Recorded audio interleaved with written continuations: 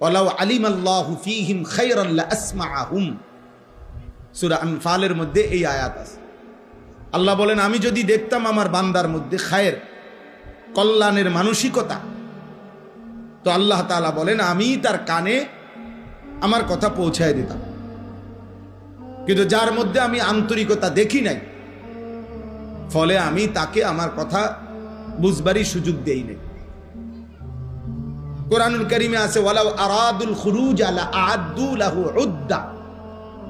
আল্লাহ বলে মুনাফিক, নাফরমান, সে যদি সত্যি সত্যি আমার পথে বের হতো, আল্লাহর পথে চলতো, তাহলে তো সে তো কিছু প্রস্তুতিই নিত। এ যদি আসলেই ফজরের নামাজ পড়তে চাইতো, তো উঠবার জন্য তো কোনো না কোনো প্রস্তুতি নিত। আগে আগে ঘুমায় পড়তো, মোবাইলের মধ্যে অ্যালার্ম দিয়ে রাখতো, অথবা একটা অ্যালার্ম ঘড়ি কিনে নিত, অথবা পরিবারের কাউকে বলে দিত আপনি উঠলে আমার উঠায় দিয়েন, অথবা আশেপাশের প্রতিবেশী অথবা বন্ধু বান্ধব কাউকে বলতো দোস্ত তুমি উঠলে আমার উঠায়ও। একটা উদাহরণ বললাম আর কি। মানে কোনো না কোনো তার একটা কি থাকতো, প্রস্তুতি থাকতো।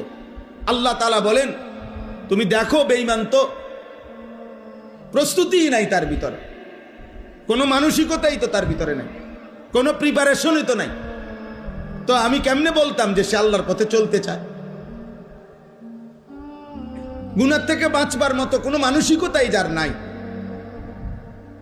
তো সে আল্লাহর পথে চলতে চায়, এই কথাটা বোঝুন কি দিয়া? আল্লাহ তাআলা বলেন ওয়ালাকিন কারিহাল্লাহুম বিআসাহুম।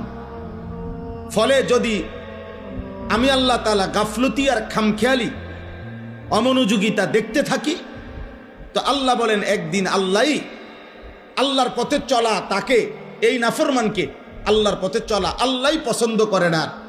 আল্লাহই তখন ফয়সালা দিয়ে দেয় যে বেঈমান তুই আর আমার পথে চলতে হবে না, যা বাতে খা, ঘুম যা, পেশাব পায়খানা কর, যা মন চা তাই কর, আমার সেজদা দিতে হবে না, যা।